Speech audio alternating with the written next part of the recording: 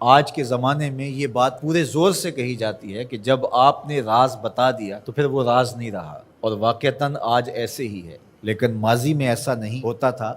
اور آج بھی جو اللہ کے بندے ہیں، جو حقیقی فلاح اور کامرانی والے لوگ ہیں، وہ آج بھی ان چیزوں کی پاسداری کرتے ہیں۔ یہ امانت ہے، اس امانت کو ضائع نہیں کرتے۔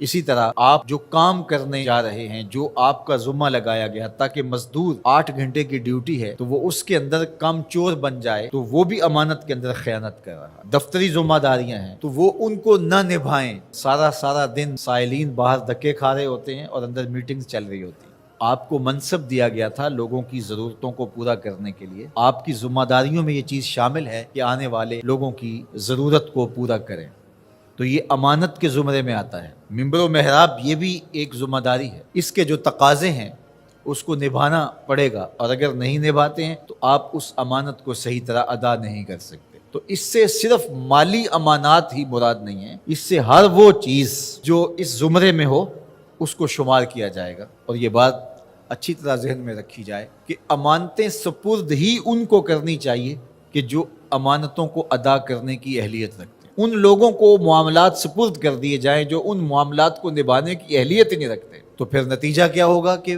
وہ نبھانا چاہیں گے بھی تو نہیں نبھا سکیں گے۔ ایک تو ہیں ہی نا اہل، اور پھر اوپر سے خائن بھی ہوں، کم چور بھی ہوں، تو پھر کیا نتیجہ نکلے گا؟ لیکن اگر خائن اور کم چور نہ ہو، نا اہل ہوں، ڈرائیونگ سیٹ کے اوپر آپ اس کو بٹھا دیں جو ڈرائیونگ نہیں جانتا ہے، اور وہ بہت مخلص ہے، تہجد گزار ہے، شب زندہ دار ہے، تو اس کی شب زندہ داریاں، اس کی تہجد گزاریاں، اس کا صائم الدہر ہونا، اس کا قائم اللیل ہونا، کیا گاڑی کو کھڈے میں گرنے سے بچا لے گا؟ تو وہاں بٹھانا اس کو چاہیے جو کہ اس منصب کے تقاضوں کو پورا کرنے کی اہلیت رکھتا۔ جو اہلیت نہیں رکھتے ہیں ان کے ذمے آپ کوئی کام لگا دیں گے تو اس کا نتیجہ یہی ہوگا کہ وہ کام صحیح ہونے کی بجائے الٹا خراب ہوگا۔ اللہ کے محبوب علیہ السلام نے قیامت کی نشانیاں بیان کرتے ہوئے ایک نشانی یہ بھی بیان فرمائی تھی، اذا وسد الامر الی غیر اہلہ فانتظر الساعہ، جب معاملات ایسے لوگوں کے سپرد کیے جائیں جو نااہل ہوں تو فرمایا پھر قیامت کا انتظار کرنا۔ اس لیے ہمیں اپنی زندگی پر بہت زیادہ غور کرنا ہوگا،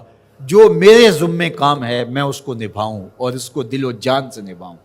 مجھے جو منصب دیا گیا ہے ممبر و محراب کا، میں اس کو پورا کروں۔ اگر آپ کے ذمے پھولوں کی ایک کیاری میں پانی لگانا ہے تو آپ وہ کام کرنے جا رہے ہیں جو آپ کر نہیں سکتے، اور آپ کہتے ہیں کہ نہیں میں ممبر پہ بیٹھ کے خطابت کروں گا، وہ تو آپ کا منصب ہی نہیں ہے۔ آپ کو جو کام دیا گیا ہے وہاں گوڈی میں کوتاہی نہیں ہونی چاہیے، وہاں وقت پہ پانی ملنے پہ کوتاہی نہیں ہونی چاہیے۔ ہر بندہ جو اس کا منصب اور اس کا جو دائرہ کار ہے، جب اس میں کام کرنے لگ جائے گا تو نتیجہ کیوں پیدا نہیں ہوگا؟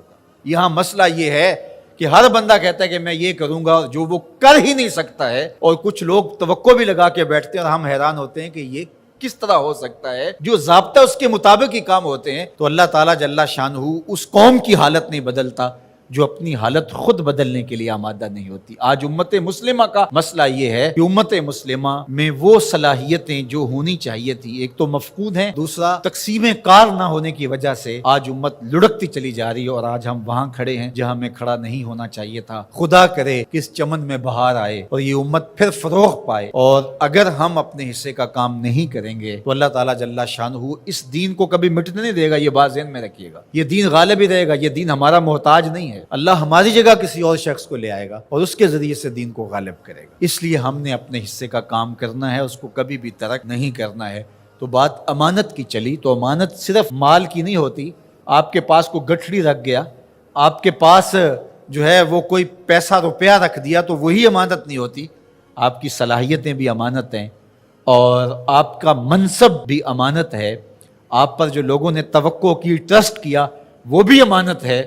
اور آپ سے کسی نے گفتگو کی، گھر کی بات شیئر کی، آپ کو پیر سمجھ کے، مرشد سمجھ کے، بڑا سمجھ کے، محلے کا بڑا سمجھ کے، تو وہ بھی امانت ہے۔ تو اللہ تعالیٰ جل شانہ نے یہاں دو چیزیں خاص طور پہ بیان فرمائی، امانت اور عہد کے اندر جو وعدہ کر دیا ہے اس کے اندر خیانت نہ کی جائے۔ یہ دو چیزیں اگر نہیں ہیں تو پھر دین ہی نہیں ہے۔ لا دین لمن لا عہد لہ، جس کا عہد نہیں ہے اس کا دین ہی نہیں ہے۔